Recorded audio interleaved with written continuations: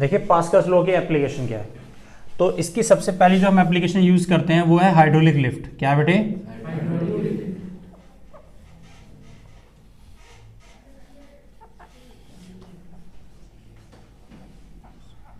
Hydraulic lift का मतलब होता है, हाइड्रो का मतलब होता है वाटर या फ्लूइड, और लिफ्ट का मतलब क्या होता है उठाना। तो हाइड्रोलिक लिफ्ट बेसिकली है क्या? हाइड्रोलिक लिफ्ट एक वो डिवाइस है, एक वो मशीन होती है जिसका काम क्या होता है, जो हैवीली ऑब्जेक्ट्स होते हैं उनको उठाना होता है। अब हमें भी एक बात पता है कि अगर किसी चीज़ को हमें उठाना है और किसी चीज़ का अगर एक वेट अगर 100 यूनिट का है तो पक्का उसे विदाउट एक्सेलरेशन मूव करने के लिए मिनिमम कितनी फोर्स चाहिए? 100 तो चाहिए। अगर उसमें 100 चाहिए और हम 100 लगाएंगे तो हमें कोई एडवांटेज है इससे? नहीं है। हम क्या चाहते हैं कि हम 1 न्यूटन की फोर्स लगाए और वो 1 न्यूटन की उस पर 100 न्यूटन की फोर्स में कन्वर्ट हो जाए और उसको आसानी से उठा दे। लेकिन ये नियम पक्का है कि अगर उसे उठना है तो उसको 100 न्यूटन की चाहिए। बस वो तरीका बदल सकता है हमारा कि हम डायरेक्ट लगाएं या इनडायरेक्ट लगाएं। हम यहाँ पर 1 के लगाते हैं, अगर उस एंड पर 100 बनेगा तो ही वो क्या करेगा? अपनी पोजीशन बदलेगा। बात समझ आ रही है बेटे बात? ऐसा नहीं है कि मैं 1 न्यूटन लगा रहा हूँ उस पर भी 1 ही न्यूटन बन रही है तो वो उसको उठा देगा, नहीं। उसे चलने के लिए, उसे अपनी प्रेजेंट कंडीशन को बदलने के लिए मिनिमम कितना चाहिए? 100 ही चाहिए। तो वो हम डायरेक्ट लगाएं या इनडायरेक्ट लगाएं। और पास्कल्स लॉ ये हमारी मदद करता है कि जब हम बहुत कम फोर्स लगाते हैं तो जिस बॉडी को हमें उठाना होता है तो ऑटोमेटिकली हमारे द्वारा लगाई गई कम फोर्स उस पॉइंट पर जिसे हमें उठाना, जिस बॉडी को हमें उठाना, उस पर एक लार्ज फोर्स बन के कन्वर्ट हो जाती है और उस ऑब्जेक्ट को आसानी से लिफ्ट कर लेती है। तो ये हाइड्रोलिक लिफ्ट है क्या? तो आंसर है हाइड्रोलिक लिफ्ट एक वो डिवाइस होती है, एक वो मशीन है जिसका काम क्या होता है, जो हैवीली ऑब्जेक्ट्स होते हैं उनको लिफ्ट करने का काम होता है, उन्हें उठाने का काम होता है। और मैंने आप लोगों को एक पिक सेंड करी थी, आपने देखा होगा।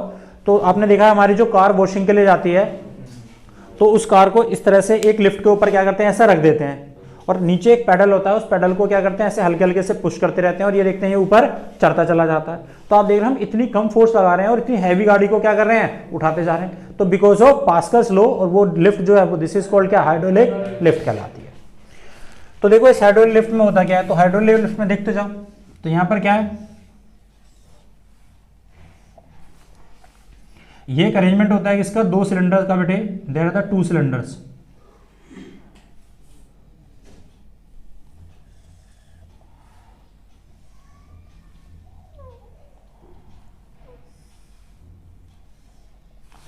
ये 2 सिलेंडर है, एक सिलेंडर C1 है, ये सिलेंडर कितना है? C2।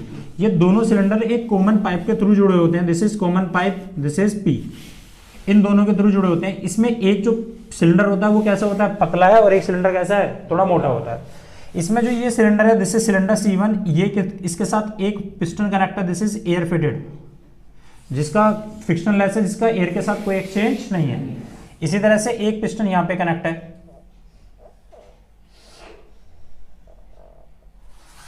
इसका एरिया कैसा है? थोड़ा स्मॉल है, दिस इज स्मॉल है। इसका पिस्टन का एरिया कैसा है? बड़ा है। और ये दोनों के दोनों एक फ्लूइड के थ्रू क्या है? कनेक्ट है।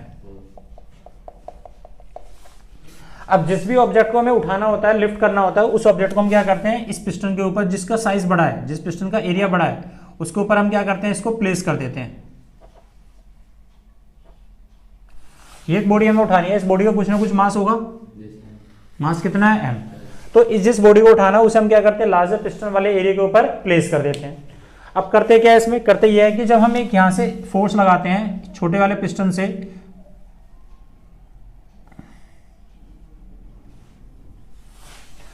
तो छोटे वाले पिस्टन से जब एक स्मॉल फोर्स लगाते हैं तो वो स्मॉल फोर्स को हम क्या करते हैं, इस लार्ज पिस्टन की तरफ एक बड़ी फोर्स बना के इसे लिफ्ट करने में क्या करते हैं, मदद करते हैं, मदद लेते हैं। तो अगर इस पिस्टन को उठाना है और इसका मास ज्यादा है तो इसे उठाने के लिए फोर्स भी तो ज्यादा चाहिए होगी, नहीं है बात समझ में?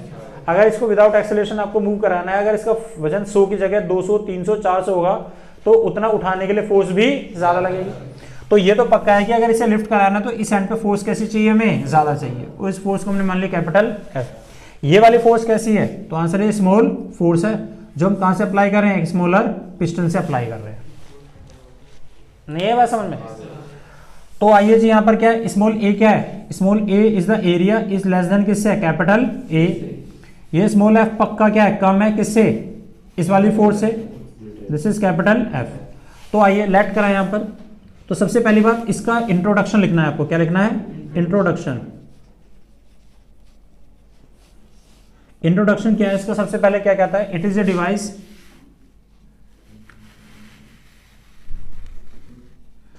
विच is used to lift a heavily object,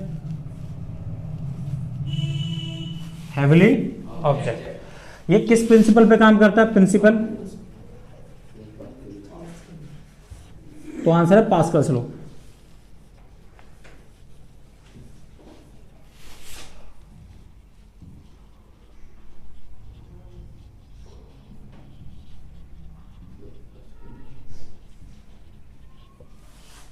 इतनी बात समझ में आती है। उसके बाद आइए इसकी construction.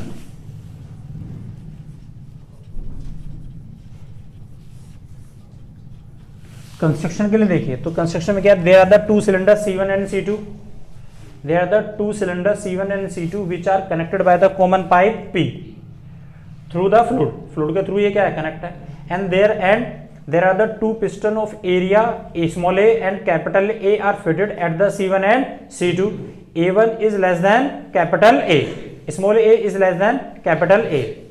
When the small force F is applied on the one piston, this is small f, and it will convert into the larger force at the larger piston, this is F.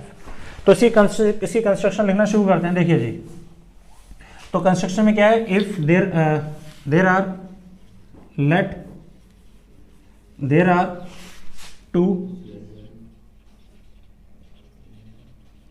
two cylinders C1 and C2 are connected by the common pipe P through the fluid channel, आ जाएगा fluid channel.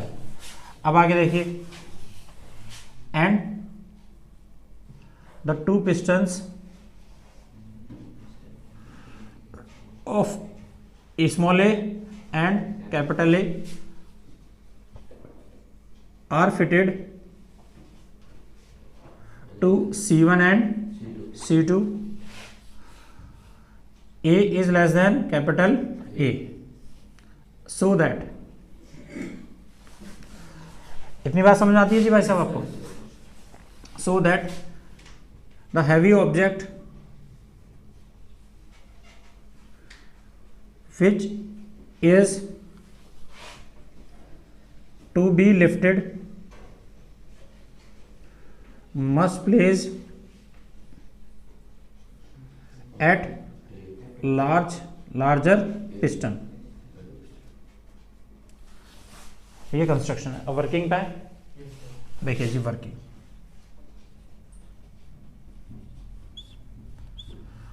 Working में देखिए, number पहला कि आपको पता अगर मुझे यहाँ पर प्रेशर निकालना हो तो यहाँ से मूव कराना पिस्टन को, तो पिस्टन को अगर मुझे मूव कराना है तो कुछ ना कुछ फोर्स लगानी पड़ेगी। फोर्स लगाई हमने किससे, पर यूनिट एरिया, तो हमने क्या क्रिएट किया, प्रेशर। तो नाउ प्रेशर एट कहाँ पे, C1 में प्रेशर कितना होगा भाई, प्रेशर का फार्मूला कितना होता है, फोर्स अपॉन में एरिया, इसका एरिया स्मॉल ए तो है, equation number first, according to Pascal's law pressure कैसा होगा, सेम रहेगा भाई। तो निकालिए जी, देन प्रेशर एट C2, तो प्रेशर C2 पे निकालने के लिए pressure is equal to force upon में एरिया तो हो गया, और पास्कल्स लॉ से प्रेशर कैसा है, सेम है। तो मैं इस प्रेशर को क्या लिख सकता हूँ, यहाँ से स्मॉल f अपॉन में a नहीं लिख सकता बेटे, तो capital F is equal to, इसको रखोगे तो स्मॉल f अपॉन में a इंटू में capital A। Should I repeat? अब थोड़ा सा एक छोटी कैलकुलेशन देखो, अब ये फोर्स ज्यादा है या कम है, इसको मैथमेटिकली भी समझ सकते हो। अगर मैं तुमसे बोलता हूँ कि हमारा एरिया स्मॉल ए वो 1 मीटर स्क्वायर है, कितना, और वहां से हमने बहुत थोड़ी सी फोर्स लगाई, कितनी, 1 न्यूटन की, और दूसरा पिस्टन का जो एरिया वो कितना है, 100 मीटर स्क्वायर है, तो हमें ये टोटल फोर्स कैलकुलेट करनी है, एफ कितना होगा, तो रखना इसमें रखना। तो ये कितना हो गया, स्मॉल एफ 1, और ये भी कितना है 1, और एरिया कितना है 100, और ये टोटल फोर्स कितनी हो गई, दिस इज 100 न्यूटन। तो हमने देखा कि जब हम एक स्मॉल फोर्स लगाते हैं एक एंड से जिसका एरिया बहुत छोटा सा है, तो वो दूसरा पिस्टन जिसका एरिया बड़ा है वो वहां पर ऑटोमेटिकली किस में कन्वर्ट हो जाती है, लार्ज फोर्स में कन्वर्ट हो जाती है। और जब लार्ज फोर्स में कन्वर्ट होगी तो क्या करेगी, उस ऑब्जेक्ट को इजीली लिफ्ट कर लेगी। तो इज देयर मैकेनिकल एडवांटेज और नॉट? यस, हम फोर्स कम लगा रहे हैं, यहाँ पे फोर्स ज्यादा में। अच्छा, दोनों में से कहाँ ज्यादा वर्क करना पड़ा? दोनों में सेम, लेकिन मैकेनिकल एडवांटेज मिला नहीं मिला? मिला। बस फर्क क्या है, इसमें हमें पिस्टन को नीचे ज्यादा डिस्प्लेस करना पड़ेगा, उसमें कम डिस्प्लेसमेंट होगा। तो वो धीरे धीरे क्या करेगा, उठेगा। ऐसा नहीं कि मैंने इसको 1 सेंटीमीटर दबाया तो वो भी 1 सेंटीमीटर, नहीं। तो ये क्या होगा, अगर मैं इसको 1 सेंटीमीटर दबा रहा हूं तो हो सकता है 0.1 सेंटीमीटर ऊपर की तरफ लिफ्ट करेगा।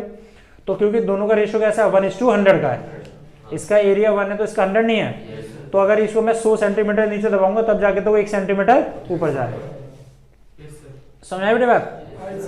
वो तो area is inversely proportional to क्या, डिस्प्लेसमेंट। तो यहां से एक चीज समझ में आई था, इसके रिलेशन को समझो। देख भाई, इससे रिलेशन क्या बना कि जिस पिस्टन का एरिया कम होगा तो वहां से हमने फोर्स भी तो कम लगाई, तो मतलब प्रेशर तो कांस्टेंट हो गया। तो इसका मतलब जिस पिस्टन का एरिया ज्यादा होगा वहां पे फोर्स किस में कन्वर्ट हो जाएगी, लार्जर फोर्स में कन्वर्ट हो जाएगी। तो इसका मतलब if the small force is applied to the smaller piston it convert into the larger force at the larger area of piston. नहीं बेटे समझ में? So that the smaller force applied to smaller piston converted into larger force at larger piston to lift the object easily। नहीं है बेटे समझ में? और एक बात और ध्यान रखना है नोट करके, so that work done at both C1 and C2 are same, then piston C1 has to move larger distance than किससे बेटे, C2 on which object placed। नहीं है समझना? एक छोटा सा न्यूमेरिकल देखना। अगर मैं आपसे छोटा सा क्वेश्चन पूछता हूं, यहां पर ये एक पिस्टन है हमारे पास, वही सिलेंड्रिकल पिस्टन, सब कुछ सेम है। यहां पर एक पिस्टन है और यहां पर भी एक पिस्टन लगा हुआ है। यहां पर इस पिस्टन के ऊपर यहां पर एक वेट रखा है, इसका वेट है m = 50 kg। यहां से हमें बताना है कि हम कितनी फोर्स लगाएं स्मॉल f कि ये पिस्टन यहां से यहां तक डिस्प्लेस कर गया। ये कितना, 10 सेंटीमीटर, कितना 10 सेंटीमीटर। और इस पिस्टन का जो एरिया है, एरिया A1, वो भी कितना, 10 सेंटीमीटर स्क्वायर है। और ये जो बड़ा वाला पिस्टन है दिस वन, इस पिस्टन का जो एरिया है वो है कितना, 50 सेंटीमीटर स्क्वायर। तो आपको बताना है कि ये पिस्टन यहाँ से यहाँ तक 2 पार्ट है, तो ये पिस्टन भी तो ऊपर मूव करेगा। दिस इज x2, ये कितना, दिस इज x1। तो क्वेश्चन ये है, इसमें पूछा क्या है, देयर आर द, सुन लो जी, there are the 2 forces, there are the force F is applied on the smaller piston. So calculate, हमें यही फोर्स कैलकुलेट करनी है। अगर ये फोर्स किस पे लग रही है, एक छोटे से एरिया ऑफ पिस्टन पे लग रही है जिसका एरिया कितना, 10 सेंटीमीटर स्क्वायर है, और वो हम कितना डिस्प्लेस करते हैं, 10 सेंटीमीटर। तो हमें ये बताना है कि एक दूसरी तरफ जो पिस्टन है उसका एरिया कितना है, 50 सेंटीमीटर स्क्वायर है, और वो कितना ऊपर जाएगा, कब, अगर उस पर वेट कितना रखा हो, 50 kg का। तो देखो जी, सॉल्यूशन देखना है इसका। क्वेश्चन समझ आ गया? तो व्हाट वी बेसिकली फाइंड, तो हमें फाइंड करना है, एक तो फोर्स कैलकुलेट करनी है, नंबर फर्स्ट, और नंबर दूसरा x2, ये डिस्प्लेस कितना होगा। तो देखो जी, सीधी सी बात, ये फोर्स कितनी होती है तो हमें पता है, F = स्मॉल f अपॉन में A = कैपिटल A, ये तो होता है। तो ये फोर्स है कितनी, तो आंसर है जितना इस बॉडी का वेट होगा, कितना mg नीचे काम करेगा, उतने तो हमें फोर्स ऊपर लगानी पड़ेगी। तो ये वाली फोर्स बेसिकली किसके इक्वल है, दिस इज mg के बराबर है। और हमें स्मॉल एफ निकालना है, और कैपिटल ए कितना दिया हुआ एरिया में, दिस इज 50 सेंटीमीटर स्क्वायर। और ये तो है, तो सेंटीमीटर को अगर मीटर में कन्वर्ट भी करोगे तो कितना आ गया, 50 इंटू 10 की पावर -4 मीटर स्क्वायर। इसी तरह से यहाँ भी लिखोगे तो ये कितना आ गया, this is area small A, this is 10 into 10 की पावर -4 मीटर स्क्वायर। और ये तो आ गया, तो ये क्या हो गया, सारा का सारा एलिमिनेट हो गया, तो 0 से 0 गई। और मास कितना दिया हुआ है, मास जैसे 50 kg, और जी की वैल्यू कितनी होती है 10, तो एफ अपॉन में कितना है 5 आ जाएगा नीचे, 5 से 5 गया तो कितना आ गया एफ, 100 न्यूटन। नहीं आया समझ में? तो यहां से हमें कितनी फोर्स लगानी पड़ेगी इसे मूव करने के लिए, दिस इज 100 न्यूटन की फोर्स लगानी पड़ेगी। अब ये कितना डिस्प्लेस होगा, तो हमें पता है डिस्प्लेसमेंट के लिए दूसरे पार्ट में कि भैया वॉल्यूम तो दोनों के बराबर आएगा, v1 is equal to v2, और वॉल्यूम होता कितना है, a1 x1 is equal to a2 x2, ये तो होता है बेटे इसका फार्मूला। और कितना आ गया, दिस इज a1 लिखा ना कैपिटल, तो कैपिटल लिख लो, a1 x1 और a2 x2। a1 कितना है, दिस इज 10, ये तो है, और सेंटीमीटर इस कितना है 10 सेंटीमीटर स्क्वायर, तो कितना आ गया 10 की पावर -4 मीटर स्क्वायर। और x1 कितना है, x1 तो x1 है कितना 10 सेंटीमीटर, 10 की power -2 metre is equal to a2 कितना है एरिया 50, कितना आ गया 10 की पावर -4 और कितना है x2। तो इस 10 की पावर -4 से ये कट गया जी, नहीं है समझ में, 1 0 से ये 0 गया, 5 से कितना हो गया 5 दूनी 10, और 10 की पावर -2 है तो x2 is equal to 2 into 10 की पावर -2 मीटर आ गया ना, तो इसका मतलब क्या 2 सेंटीमीटर चलेगा। तो अगर मैं इसे 10 सेंटीमीटर नीचे लेके जाऊंगा तो ये सिर्फ कितना चलेगा, यहाँ से 2 सेंटीमीटर चलेगा बेटे। क्यों, क्योंकि इसका एरिया इसके एरिया से 5 गुना बड़ा है, तो डिस्प्लेसमेंट भी क्या होगा 5 गुना कम हो जाएगा। नहीं आया समझ में? तो इसमें डिस्प्लेसमेंट होगा 10 में। ठीक है बेटे जी, फिर मिलेंगे नेक्स्ट क्लास में। Thank you very much.